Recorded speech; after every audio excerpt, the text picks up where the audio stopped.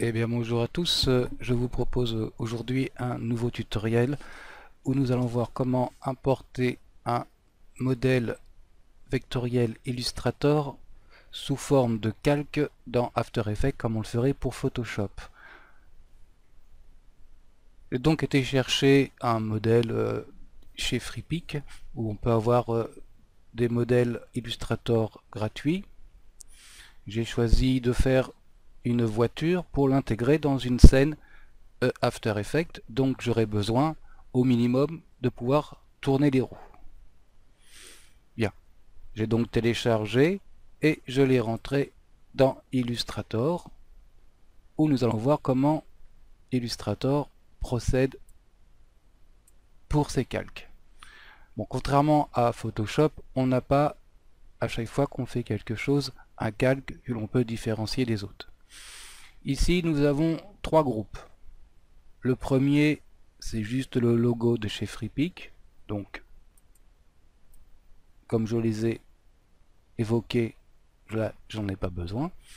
Le second, qui contient un cadenas qui s'enlève en cliquant dessus, c'est un effet de dégradé sur l'arrière-plan, on n'a pas besoin. Il nous reste donc un groupe qui s'appelle Objet. Dans ce groupe, quand je l'ouvre, j'ai trois autres groupes, chacun concernant une des voitures.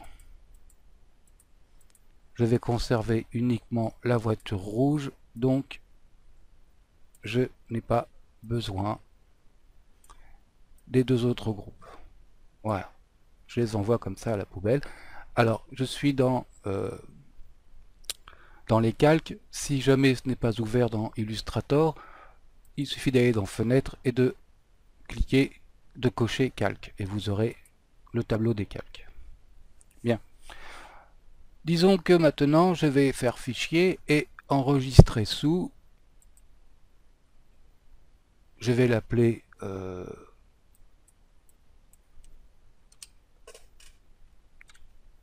boîte tuto 1. Enregistrer. Il faut, quand vous avez cette fenêtre, que créer un fichier compatible PDF soit coché, compression et incorporer l'UCC, mais surtout le compatible PDF. Et je fais OK. Bien, maintenant je vais voir ce que ça donne dans After Effects. Bien, je suis dans After Effects. Dans la fenêtre projet, je double-clique pour aller chercher mon dossier.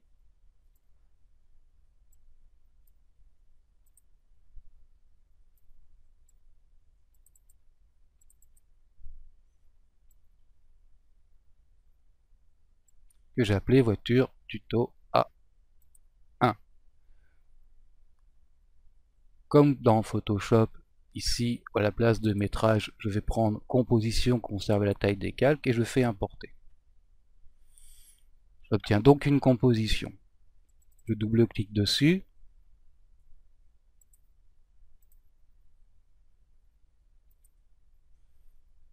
Et j'obtiens donc ma voiture, sauf que je n'ai pas de calque. Je ne peux donc absolument pas faire tourner les roues pour donner une impression de mouvement à ma voiture. Bien, revenons à Illustrator et voyons ce qui se passe. Donc on avait le groupe objet concernant la voiture rouge dans lequel il y avait encore un sous-groupe, appelé groupe. Si je l'ouvre, j'ai ici un tracé, alors c'est juste un petit reflet ici sur la carrosserie. J'ai ici un autre calque marqué tracé, en fait c'est même pas des calques. Si je l'enlève, enlève l'œil, on voit que c'est l'ombre sous la voiture. Et ici, encore un autre sous-groupe dans lequel j'ai tout un tas d'éléments concernant la voiture. Donc, généralement, dans Illustrator, il y a beaucoup de fichiers pour créer une composition un peu complète comme celle-ci. Donc, nous avons beaucoup de tracés, de groupes, de filets, de tracés, de groupes, de filets. Bien. Moi, ce que je voudrais, c'est avoir un calque pour la carrosserie, un calque par roue, et éventuellement un calque pour l'ombre. Pour ce faire, il existe plusieurs méthodes. Il faut créer, en fait, il faut qu'on ait des calques. Donc, ici, j'ai un groupe pour les roues, parce que les roues sont encore composées, eh bien, de l'axe de la jante,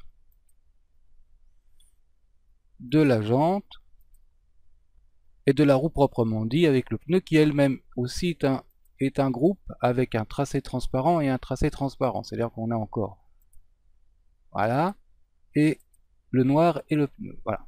Donc on a tout ça pour faire une roue. Ça, on n'a pas besoin de le décomposer en plusieurs calques, on veut juste une roue. Bien. Donc pour transformer tout ça en calque que l'on puisse travailler dans After Effects, il existe deux méthodes. On va faire la première.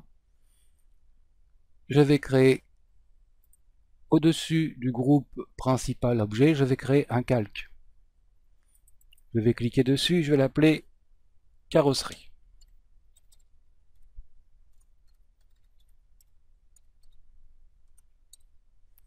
Voilà, carrosserie.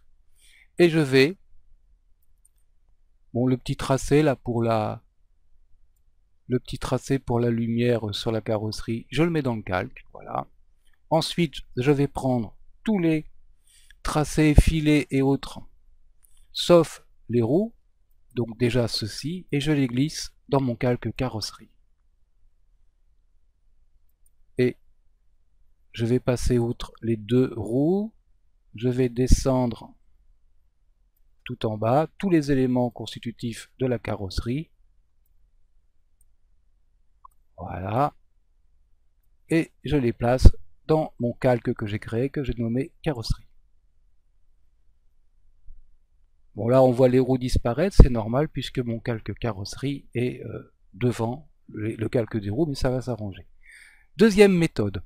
Alors celle-ci consiste à prendre le groupe ici, le sous-groupe ici, d'aller dans le petit symbole là avec les lignes et de faire décomposer en calque séquence. Et j'obtiens deux calques. À partir de ce moment-là, je peux les placer en dehors des groupes. Voilà, en les remontant. Ici, dans ce groupe où j'ai mon tracé pour l'ombre, je vais faire la même chose, décomposer en calque séquence. Vous voyez que ça devient un calque. Et je vais le placer sous mes roues. Et ça, eh bien, si je l'enlève, ça ne fait plus rien. Donc, je vais simplement m'en débarrasser. Voilà. Je vais replacer la carrosserie derrière les roues. Celle-ci, c'est la roue avant. Je double-clique, je la nomme roue avant. Celle-ci, donc, par définition, c'est la roue arrière. Roue arrière. Et le calque ici, eh bien, c'est l'ombre. Eh bien, on va le nommer ombre. Voilà. Du coup, je me retrouve dans la même perspective que dans Photoshop, c'est-à-dire que j'ai 1, 2, 3 calques constitutifs de ma voiture. Deux roues, une carrosserie. J'aurais pu sélectionner aussi les vitres pour les séparer, pour aller plus vite, et une ombre. Maintenant, je vais faire Fichier, Enregistrer sous, et cette fois-ci, je vais l'appeler Voiture Tuto 2. Enregistrer. Je conserve toutes ces cases cochées, OK. Je vais aller dans After Effects, je peux fermer ici Illustrator. Donc comme précédemment, je double-clique dans la fenêtre projet et cette fois-ci, je vais aller chercher Voiture 2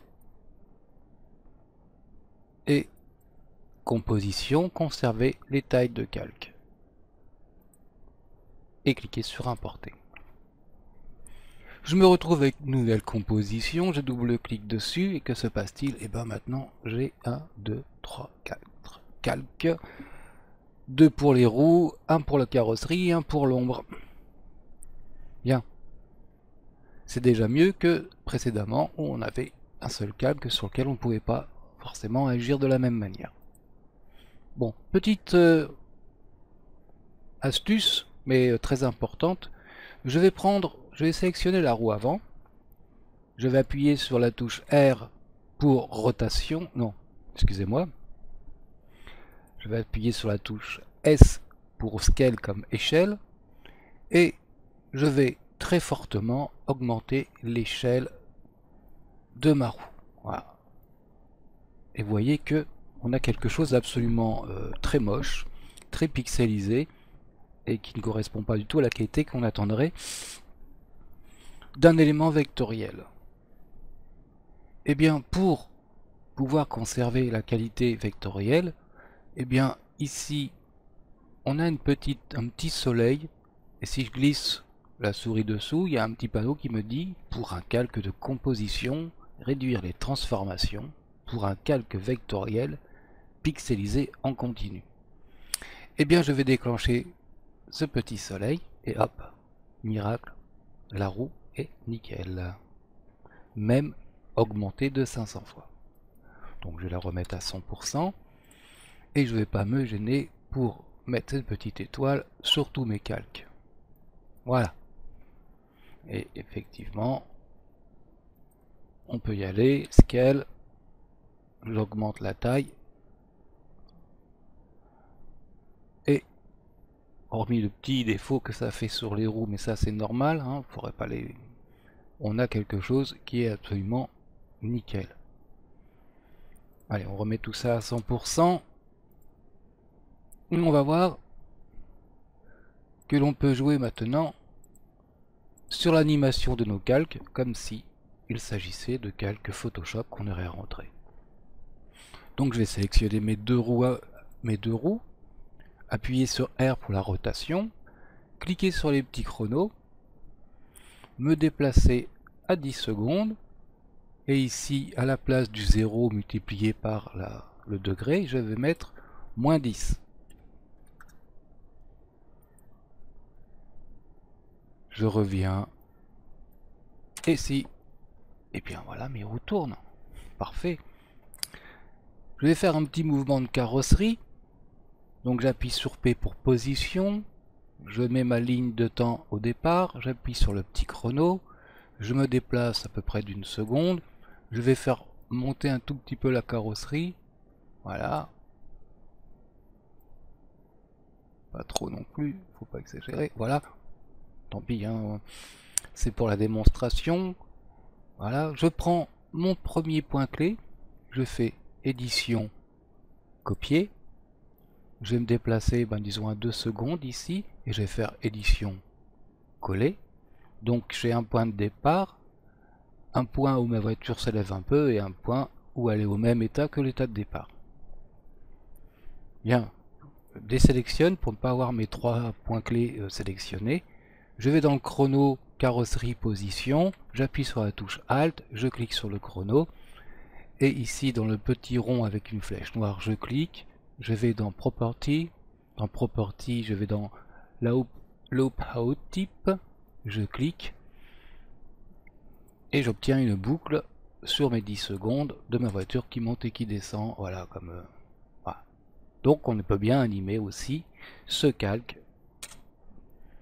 Et bien, dernière petite chose, j'appuie sur T en sélectionnant le calque ombre, j'ai donc l'opacité, et je peux jouer avec l'opacité de mon ombre. Donc, ils sont bien modifiables, bien entendu, on pourrait y adapter les effets, on pourrait adapter tout ce qu'on veut, on est dans le même cas de figure que si on avait des calques Photoshop. Rentrer en tant que composition, conserver la taille des calques. Voilà, j'espère que ce tuto vous sera utile. Il y a de nombreux modèles Illustrator super bien faits comme cette voiture. Et bien ça serait dommage de ne pas pouvoir en profiter pour faire des animations dans After Effects à partir du moment où on suit ce tuto et qu'on met tout ça en forme de calque pour pouvoir les utiliser. Je vous dis à tous à très bientôt, salut.